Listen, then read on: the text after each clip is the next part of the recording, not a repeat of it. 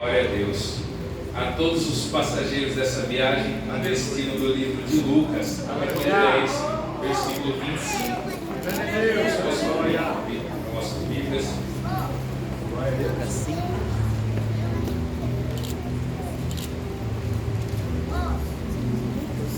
Que o Senhor possa falar no coração de cada um nessa noite.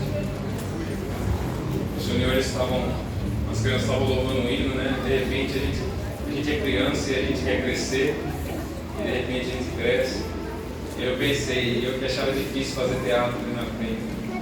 Vocês acham difícil, vocês vão ver quando vocês subirem aqui.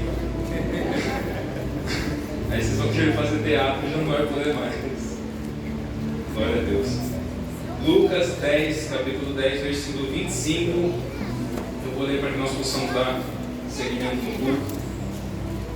Certa ocasião, um perito na lei, algumas Bíblias vão dizer um doutor na lei, levantou-se para pôr Jesus à prova, ou para intimidar Jesus, ou para provar Jesus, ou para intimar Jesus, e lhe perguntou: Mestre, o que preciso fazer para herdar a vida eterna? O que está escrito na lei? Respondeu Jesus. Como você lê? Como você a lê? Ele respondeu: ame o Senhor, o seu Deus de todo o seu coração, de toda a sua alma, de todas as suas forças e de todo o seu entendimento. E ame o seu próximo como a si mesmo. Disse Jesus: você respondeu corretamente. Faça isso e viverá. Mas ele, querendo justificar-se, perguntou a Jesus: e quem é o meu próximo? Em resposta, Jesus disse: um homem descia de Jerusalém para Jericó, quando caiu nas mãos dos assaltantes. Esses lhe tiraram as roupas, espancaram-o e se foram, deixando-o quase morto. E aconteceu estar descendo pela mesma estrada um sacerdote, quando viu o homem passando pelo outro lado. Quando viu o homem, passou pelo outro lado. E assim também um levita, quando chegou ao lugar e o viu, passou pelo outro lado. Mas um samaritano, estando de viagem, chegou onde se encontrava o homem, e quando o viu, teve piedade dele. Aproximou-se, enfaixou-lhe as feridas, derramando nelas vinho e óleo. Depois colocou sobre seu próprio animal, levou-o para uma hospedaria e cuidou dele. No dia seguinte deu 2 denários ao hospedeiro e disse-lhe: cuida dele, quando eu voltar lhe pagarei todas as despesas que você tiver. Qual desses 3 você acha que foi o próximo do homem que caiu nas mãos dos assaltantes? Aquele que teve misericórdia, respondeu o doutor na lei, o perito na lei. Jesus lhe disse: vá e faça o mesmo. Os irmãos podem se acertar, apertar os cintos, nós vamos decolar. Glória a Deus, aplauda o nome do Senhor.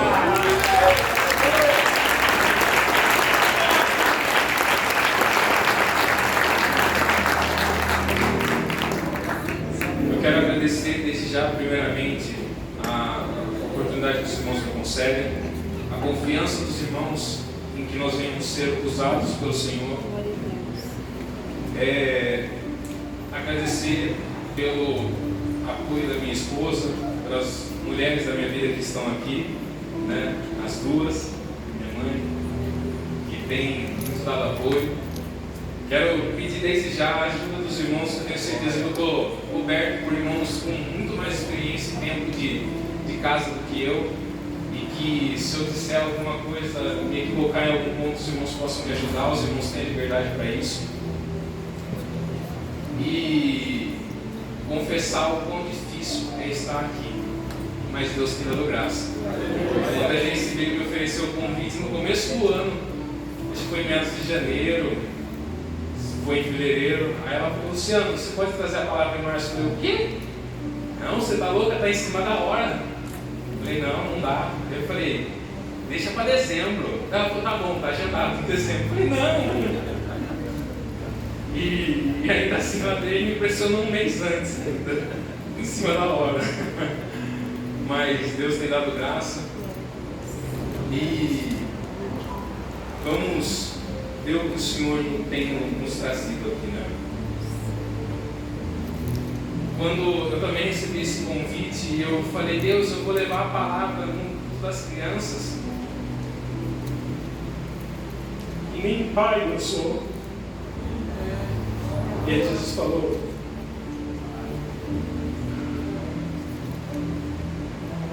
a tua trilha, o teu caminho, o que for necessário da minha parte, eu preparo. Hoje, para a glória do Senhor, eu estou pregando aqui e eu sou pai.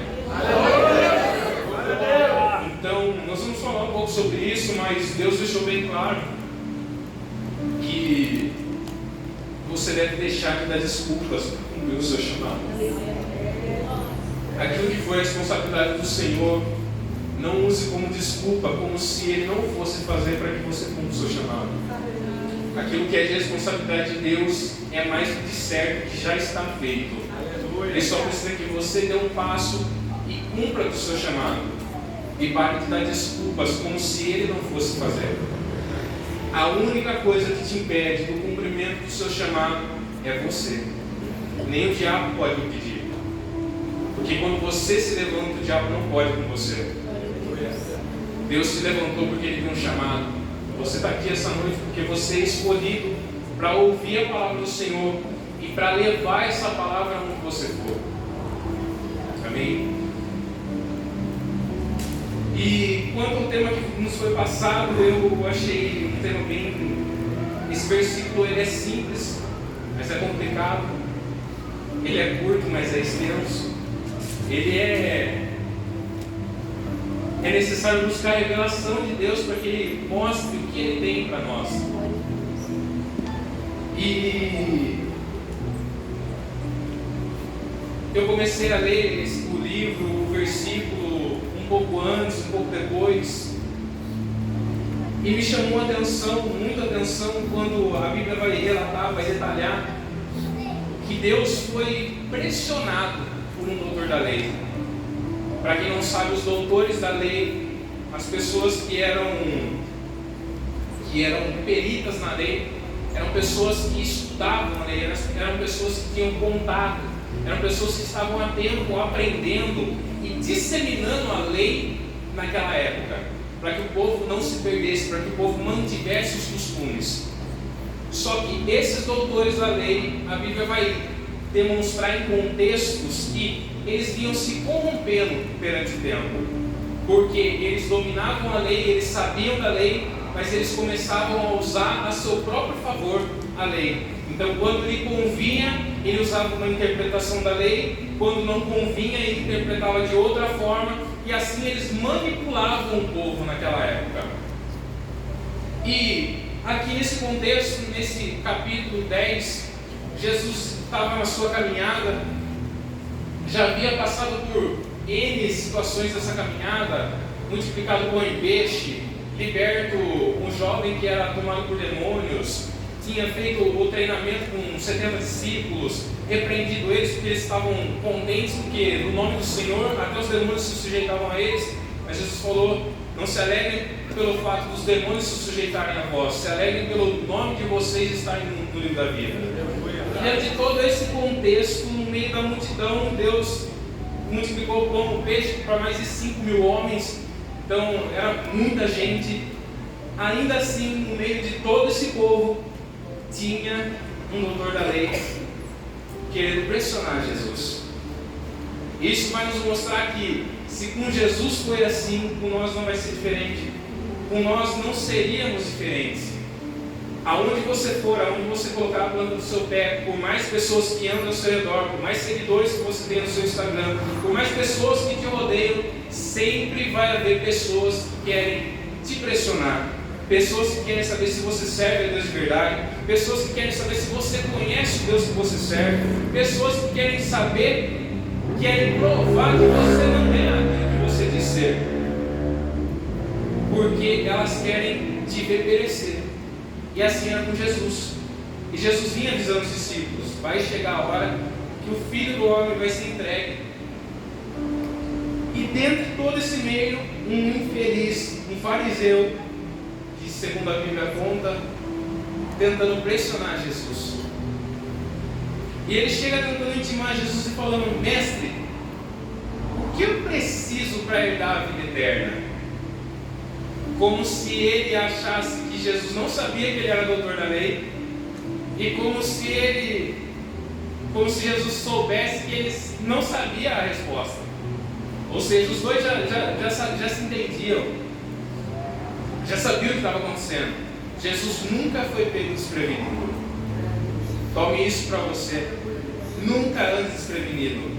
Enquanto você muitas vezes está distraído, enquanto você muitas vezes perde o tempo da sua vida com algumas coisas banais, o diabo não está perdendo esse tempo. E Jesus muito sabiamente responde: o que está escrito na lei?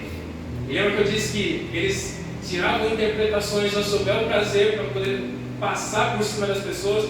Jesus muito sabiamente ainda disse: como você a lê. Não importa o que eu sei, diz você. Você está me fazendo uma pergunta que você já sabe a resposta. E esse perito na lei, esse doutor, ele é obrigado a responder: ame o Senhor, o seu Deus, de todo o seu coração, de toda a sua alma, de todas as suas forças e de todo o seu entendimento. Essa lei está descrita, por exemplo, no livro de Deuteronômio, capítulo 6, versículo 5. Depois você lê na sua casa. Só que ela acaba aí. Ele, para mostrar como era uma pessoa letrada, uma pessoa que conhecia, ele ainda acrescenta: ame o seu próximo como a si mesmo. Seria o segundo mandamento, escrito no livro de Mateus, por exemplo. Então, ele, talvez para nós pareçamos simples, pareça simples essa fala, mas ele estava impondo para Jesus: eu sei do que eu estou falando. Jesus, o Senhor está falando com alguém que conhece a Escritura.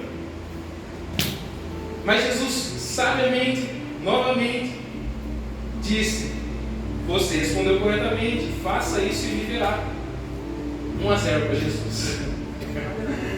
E o fariseu, o doutor da lei, não contente com isso, não querendo sair por baixo, ele ainda tenta novamente.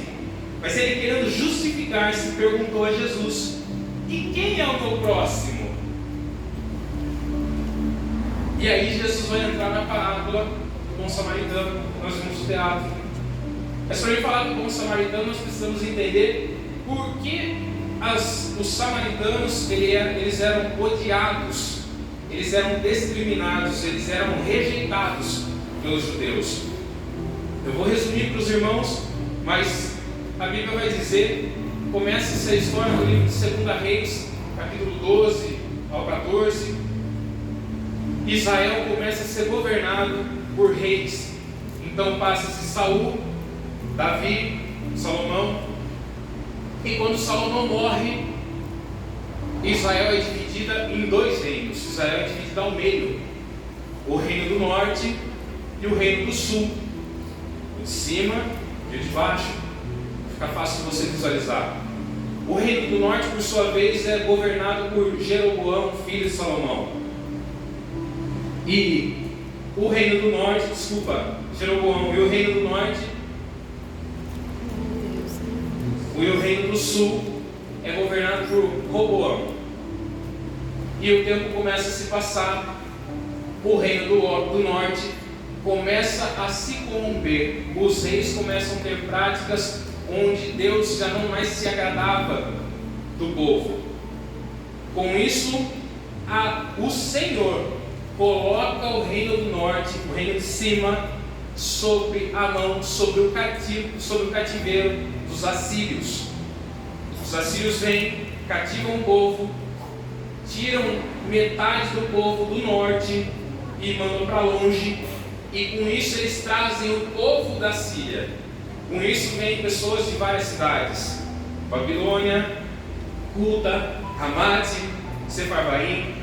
E com isso, no reino do norte, começa a se ter uma miscigenação de povos. As pessoas vêm, começam-se a casar, dar-se casamentos, e com isso eles trazem também a sua cultura, os seus deuses. Então o reino do norte sai daquilo que era Deus, o Deus vivo, como o único Deus, e eles começam a se prostituir espiritualmente. Eles começam a praticar cultos aos deuses pagãos e ao Deus vivo. Com isso, o Reino do Sul começa a criar uma cultura de que eles já não são mais judeus puros, já não são mais judeus originais, já não são mais os judeus que antecederam lá atrás. E então começa a haver essa divisão. Esse povo dá o surgimento aos samaritanos. Então essa classe, esse povo, esse reino fica dividido, excluído. O Reino do Sul, com o passar do tempo, também os seus reis vão sendo pejorativos, vão saindo da visão de Deus, também são entregues ao cativeiro, são levados cativos ao rei Nabucodonosor. Passa-se o tempo, época de Neemias e Esdras, eles voltam do cativeiro e eles ainda continuam com o preconceito que o Reino do Norte não é um reino puro. Eles cultuam a deuses que não são o Deus verdadeiro. Então não há união entre esses dois reinos. O Reino do Norte, ainda por não poder adorar o Deus vivo junto com o Reino do Sul, eles constroem o templo cerca de 400 anos antes de Cristo. Cerca de 100 anos antes de Cristo, esse templo é derrubado e não há união entre esses dois reinos. Então o povo samaritano fica com a imagem de que eles não são puros, de que eles são contaminados, de que eles perderam a essência, de que não tem pessoa boa, de que não tem pessoa que serve a Deus, de que não tem mais a presença de Deus naquele local. Há um julgamento, há uma predisposição, há um preconceito, há um rótulo. Então nós chegamos aqui nessa parábola do doutor da lei. E aí Deus vai mostrar para ele quem é o próximo dele. Em resposta, Jesus disse: um homem descia de Jerusalém para Jericó quando caiu nas mãos dos assaltantes. Esses tiraram a roupa, espancaram e se foram, deixando quase morto. E aconteceu estar descendo no mesmo estrado um sacerdote. Quando viu, passou pelo outro lado. Eu não sei se você sabe, mas sacerdote naquela época era um homem que representava o povo a Deus e o Deus ao povo. Em outras palavras, o que eu quero dizer para você é: Jesus está falando. Passou o sacerdote, uma estola, roupa até o pé, barba comprida, representa Deus, mas não usou de amor com o próximo. É sacerdote, fala de Deus, está com Deus, representa Deus, posta vídeo com Deus, mas não executou o amor que Deus ensinava. É só imagem, é só formalismo, é só religiosidade. E o homem continua ali caindo morto, quase morto. Então Jesus vem dar um segundo exemplo, mas passou aí um levita. Louva a Deus, atrai a presença do Senhor, trabalha na obra, é usado, mas não age como Deus age. É só religiosidade. Tem cara bonita, tem roupa de crente, anda como cristão, mas não age como ele. E aí Jesus, para quebrar todo o protocolo, quebrar todo o rótulo que colocaram, Jesus exemplifica pela terceira vez. Aí vem o samaritano.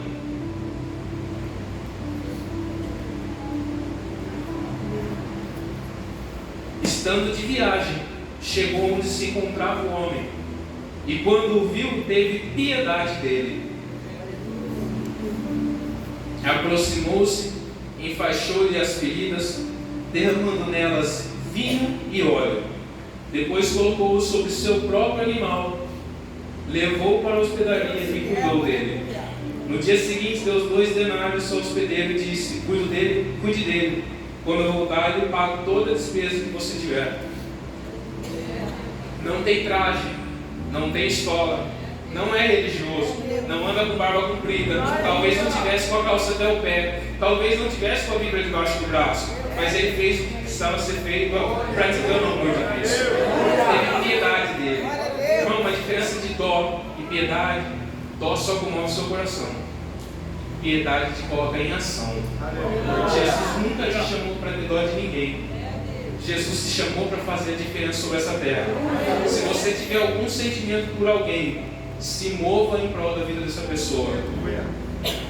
Deus nunca te chamou para sentir dó de ninguém. E era samaritano, e Jesus vem, mas é samaritano. Mas Jesus vem e quebra todo rótulo, toda marca, todo preconceito, tudo aquilo que as pessoas falavam. Samaritano não presta, samaritano não cultua Deus, samaritano tem outros deuses, samaritano tem se prostituído na fé. Aí Jesus vem e fala assim: eu vim para todos. Eu vim para salvar todos. Pode estar te colocando rótulo na sua casa, rótulo na sua vizinhança, rótulo no seu trabalho. Mas Jesus veio para dizer: eu vim para salvar todos. E eu quero que você faça a minha palavra onde você estiver. E a sua vida é da minha responsabilidade. Quem cuida sou eu, quem sou eu. Não é minha responsabilidade dele. A sua palavra é pregar o Evangelho. É levar a salvação para todos. Com quem eu me pareço? Com quem eu acho? Será que eu estou do lado dos que rotulam ou do lado dos que agem? Esse samaritano podia falar: eu não posso tocar. Se eu curar esse rapaz aqui, se ele ficar bom, ele vai me matar. A Bíblia fala que ele agiu com piedade.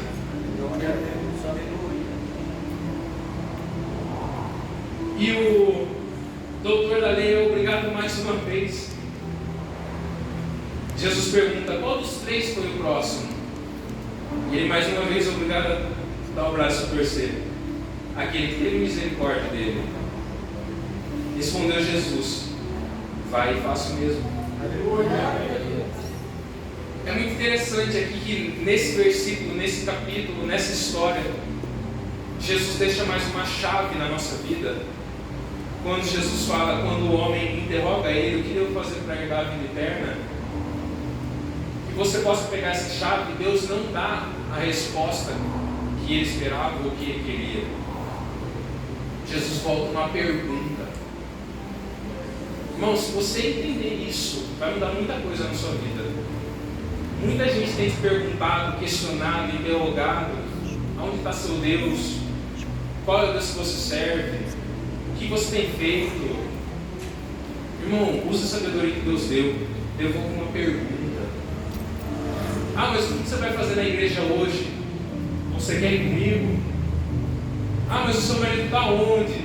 Você sabe quando é o tempo de Deus na minha vida? Ah, mas está dando tudo errado. Mas a história já terminou. Irmãos, Deus deixa chaves mínimas para que nós possamos viver e passar as batalhas, as provas do dia a dia. Aleluia!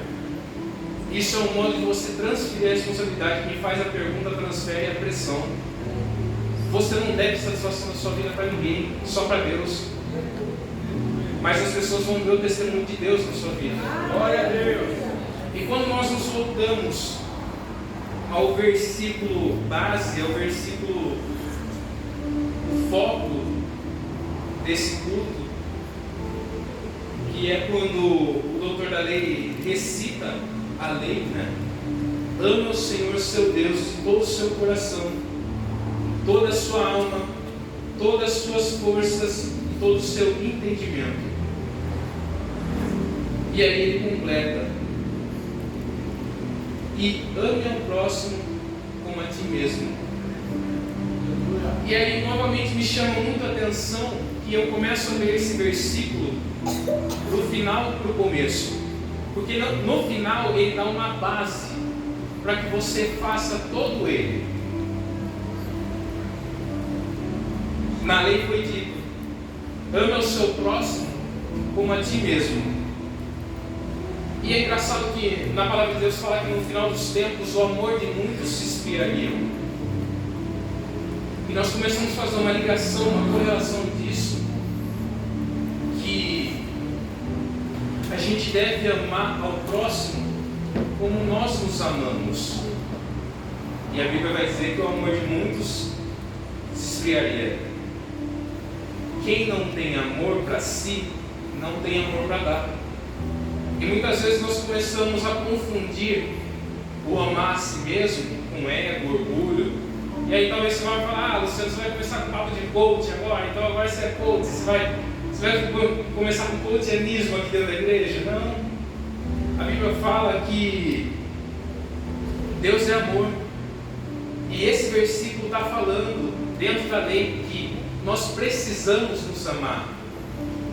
E o fato de amar a si mesmo não é pelo fato de ser melhor, ou pelo fato de estar acima, mas é pelo fato de sabermos quem nós somos.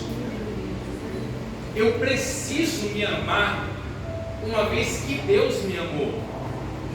Porque se eu não me amo, eu estou jogando o amor de Deus fora. Quando o amor está ligado intrinsecamente à importância que você dá.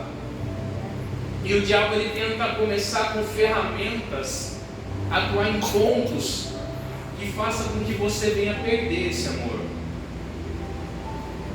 Mas se eu falasse para você que você pode mais, que você é mais forte, que não é por você, é por Cristo. A palavra de Deus não fala que Jesus não falou que no nome dele nós faríamos obras maiores do que ele fez. Então você tem esse poder por ele, porque dele, para ele, por ele são todas as coisas. E o fato de você se amar não faz de você se colocar no lugar de Cristo, mas faz você dar valor ao que Cristo fez por você. E o seu amor ele aumenta, segundo a Bíblia, quando aumenta o seu reconhecimento do quanto pecador você é. Aleluia. Porque Jesus falando com Pedro questionando a meretriz que veio chorar aos pés dele. E aí ele fala: Pedro, eu entrei aqui, você não lavou meu pé, você não enxugou. Essa mulher entrou, lavou os meus pés, enxugou os seus cabelos. Mas por que ela me ama dessa forma? Porque você acha que você não pecou tanto. Você acha que você não é tão falho. Mas quem reconhece os erros, sabe a lama que ele estava e quão pecador ele era. E quão misericordioso foi Deus para ele. A Bíblia vai dizer que quanto maior o pecador, maior o Salvador, maior a misericórdia. Então o fato de você se amar não faz de você egocêntrico, faz você se importar pelo sacrifício que Deus fez por você.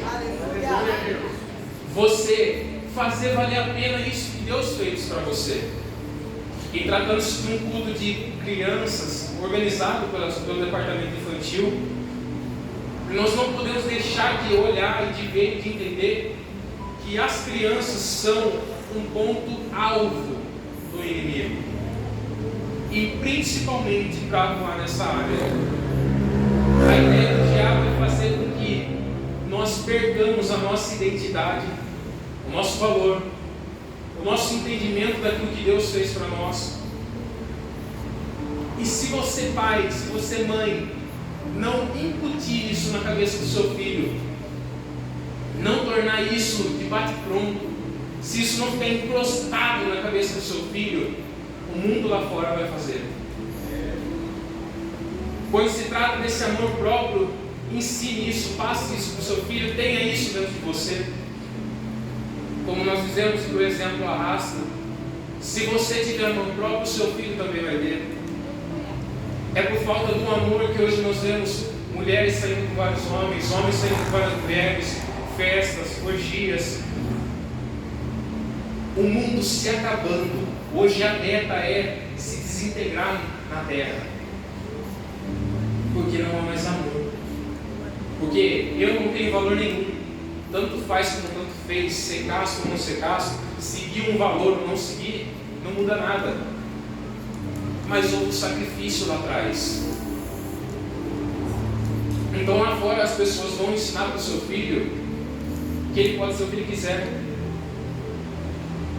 que pode ser menina, mas pode andar com o cabelo curto, pode ser homem, mas pode andar com o cabelo comprido, pode ser o que ele quiser, pode ter nascido de um jeito, mas ser de outro, ou que ele pode ser um animal. É isso que nós vemos perdendo lá fora. Essa é a realidade.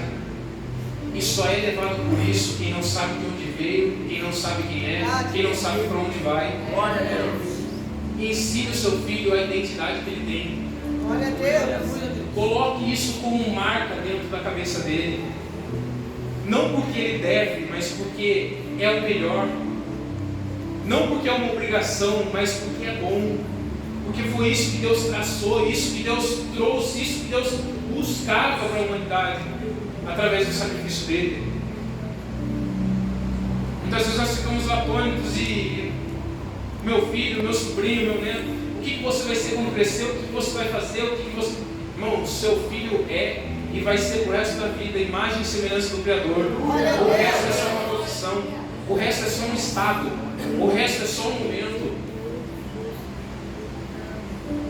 Ah, mas na escola me xingaram de feio, me xingaram de bobo, me disseram que eu sou bobo por ir na igreja, por etc. O que você vai grudar na cabeça dele? O que você vai colocar?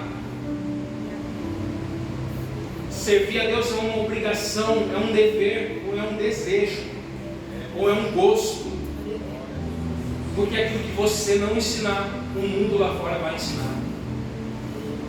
E é como se os adultos fossem uma parcela que muitas vezes o diabo olhasse e esse daqui é mais difícil, passou esse daqui, mas está vindo uma outra geração, em branco, nova, zerada. Essa daqui é mais fácil de colocar, é mais fácil de construir uma mentira. São alvos. Então se dedique a isso, invista nisso, entre na cabeça do seu filho com aquilo que há de melhor de instrução do Senhor. Grave isso e torne isso uma marca na cabeça dele. E nós estamos aqui falando de amor próprio para ter amor ao próximo. Amor ao próximo vai falar de governo, vai falar de transbordo, vai falar de ensinamento. Uma vez que seu filho for sólido, ele vai passar isso onde ele for.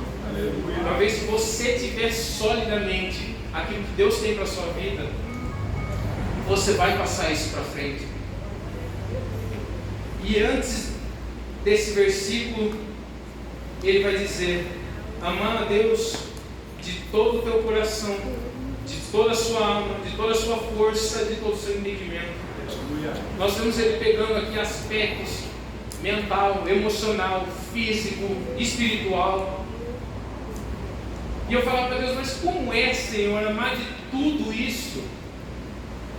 E Jesus falou: quando é tudo, é 100%. Se é 100%, não tem espaço para outra coisa. Se é 100%, é só isso, é prioridade. Aleluia. Deus quer você colocando como prioridade o amor de Deus. Aleluia. Deus quer você colocando como primeiro, como primícia, Deus na sua vida. Aleluia. Deus não está nem aí para o que você faz, para o que você trabalha, qual é a sua função, o seu emprego, o seu dia a dia, as suas 24 horas. Deus quer você levando a palavra de Deus onde você for. Deus quer você refletindo a glória dele na sua vida. Deus quer você colocando como primícia aquilo que é do Senhor. Ah, mas eu sou pintor, eu sou marceneiro, não interessa. Deus só quer de todo o coração, toda a alma, todo o espírito, toda a força, toda a intelectualidade. Deus quer ser primícia na sua vida. E o que eu achei mais interessante é que Deus não disse de todo o seu dinheiro. É